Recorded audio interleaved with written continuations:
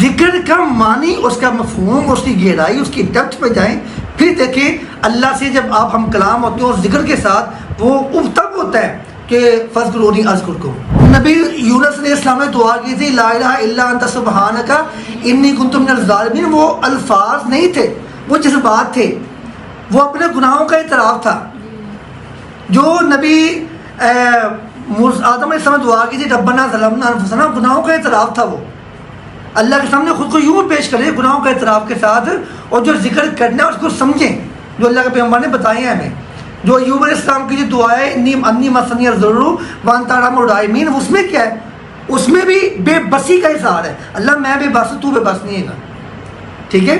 پھر ربی حب لی من الصالحین، جو اللہ سے بیٹا مانگا ہے، بس الفاظ ہی بولنے ہیں، الفاظ نہیں بولنے ہیں۔ اس کے اندر نبی ابراہیم علیہ السلام کی دل کا درد تھا، اور الفاظ کو مفہوم کے ساتھ، معنی کے ساتھ، لفظ رب کا معنی سمجھتے تھے، ٹھیک ہے۔ حب لی من الصالحین کا مطلب یہ تھا اللہ میں اس قابل نہیں گا، تو دے جو ہے گا نا اللہ پاک، تو رحمت کر۔ ربی حب لی من لدنک ذریۃ طیبہ، یہ تمام دعاؤں کو، اذکار کو جو لوگ کہتے ہیں نا اے ذکر کرو تو اے ملے گا، اے کرو تو اے ملے گا، بیوقوف نہیں ہو لوگ۔ ذکر کا معنی، اس کا مفہوم، اس کی گہرائی، اس کی ڈیپتھ پہ جائیں، پھر دیکھیں اللہ سے جب آپ ہم کلام ہوتے ہیں اور ذکر کے ساتھ، وہ تب ہوتا ہے کہ فاذکرونی اذکرکم۔ یہ ہوتی ہے وہ قربت کہ اللہ کے آپ اتنے قریب ہو جاتے ہیں اس ذکر کی گہرائی کے ساتھ، اس ذکر کے مفاہیم اور معنی کے ساتھ، آپ کا دل اس کے اتنا قریب ہوتا ہے، پھر وہ آپ کے قریب ہوتا ہے۔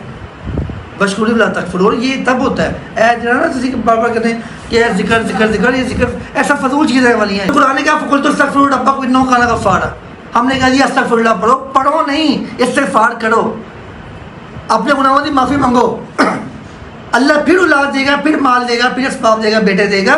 یہ قرآن نے تو یہی کہا تھا فقلت استغفروا ربکم انہ کان غفارا۔ یرسل السماء علیکم، ہمارے مولویوں نے علماء نے کہنا شروع کر دیا جی کہ جو مبلغین ہیں، علماء نہیں ایسے کہتے، جو اہل علم ہے نا وہ خیانت نہیں کرتے۔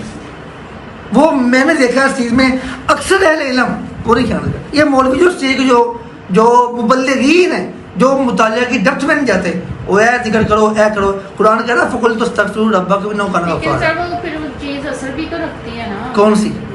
کوئی ذکر کرے مطلب استغفر اللہ، میں نے کہا استغفر اللہ پڑھے اپنے گناہوں کو سوچ کے، شرمندہ ہو کے، نادم ہو کے، اللہ میرے گناہ ہیں معاف کر دے مجھے۔